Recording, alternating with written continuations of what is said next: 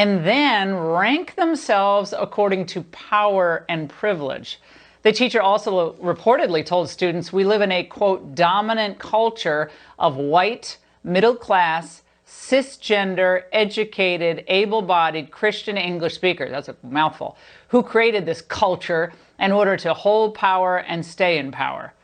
Joining me now is the man who uncovered that bigoted lesson, Chris Rufo, contributing editor at City Journal. Chris, I'm guessing a concerned parent got you these documents. Am I correct?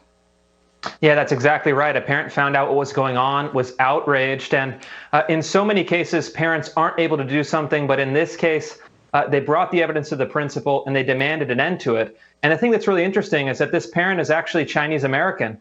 This parent learned about the Cultural Revolution in China that started with this kind of demonization and struggle sessions, eventually leading to the deaths of millions. And she told me she's afraid that it's already happening here in the United States, and these lessons terrified her to the core.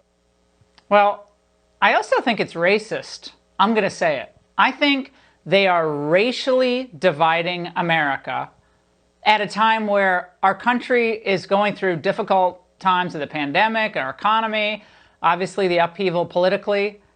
But I think it's racist. They're demonizing all people who are non-minority and throwing them all into some big pot of intolerance. And then all these kids are like, what? I just want to go play kickball. Or it's just bad. It's bad teaching, it's vindictive, and it's propagandistic. So you're right. Chairman Mao would be thrilled. Chris, one of the assignments given to the third graders is in that school, I guess it's a slide, and it shows students were asked to write about their identities and how it impacts their privilege. This was all during math class, is that right? Math?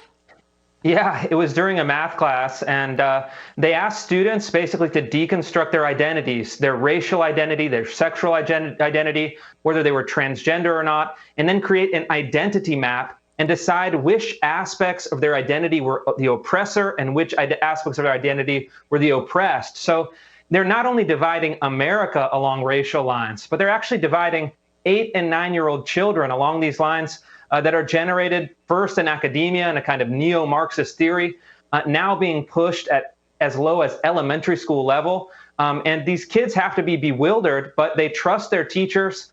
But unfortunately, parents should do anything but trust these teachers.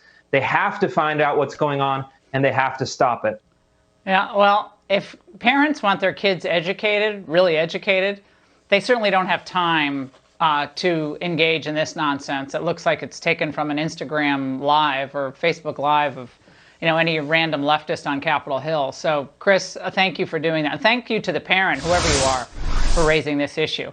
So what's the ultimate goal here of this type of racial indoctrination that we just laid out? Well, an 18-year-old Massachusetts girl used Twitter to rat out her mom for attending the Capitol Hill protest last week. "Hi, Mom, remember the time you told me I shouldn't go to BLM protests because they could get violent? This is you?" She then showed a video purporting to show her mom after an altercation. We should note there's no indication her mother went into the Capitol building, only that she was at the Trump march. Joining me now is Carol Swain, former Princeton and Vanderbilt professor. Carol, what's going on here turning child against parent? Well, it's the indoctrination of the political left. It's a very common Marxist, communist tactic to divide families. And I think it's more important than ever before for parents to take responsibility for where they're sending their children to be educated. Our schools, whether they're private or public, are not safe places. In fact, even some Christian academies have been infiltrated through the diversity, equity, inclusion industry. What they bring in is that radical gender of critical theory, whether it's critical race theory or critical gender theory. And it is destroying our families. And children have lost respect for their parents and those Judeo-Christian values where you were taught to honor your father and mother, to respect them. Those are being thrown out the window.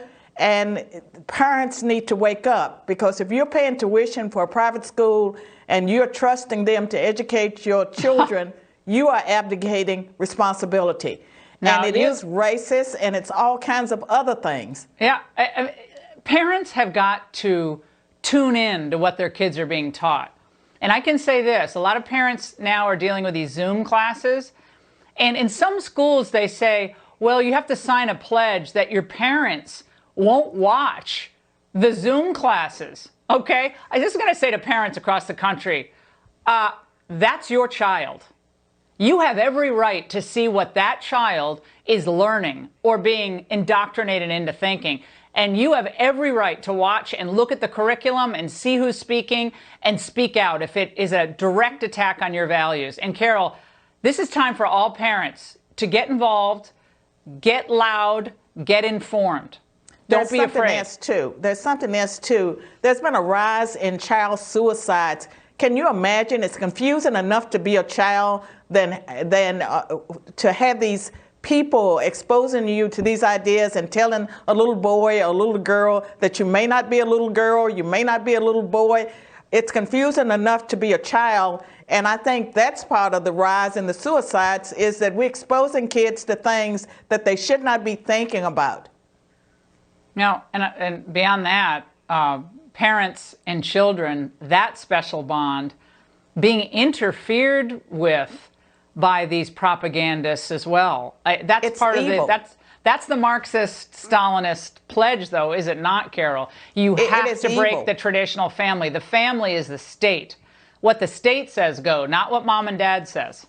Right, and our children, and we saw with Claudia Conway, Kellyanne Conway's daughter, this girl is copying her pattern, but where did they learn that? They learned it from their elite schools or from their teachers, from their classmates.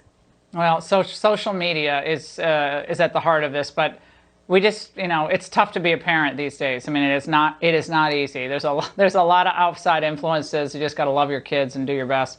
Professor Swain, come back soon. Great to see you tonight. Thank you.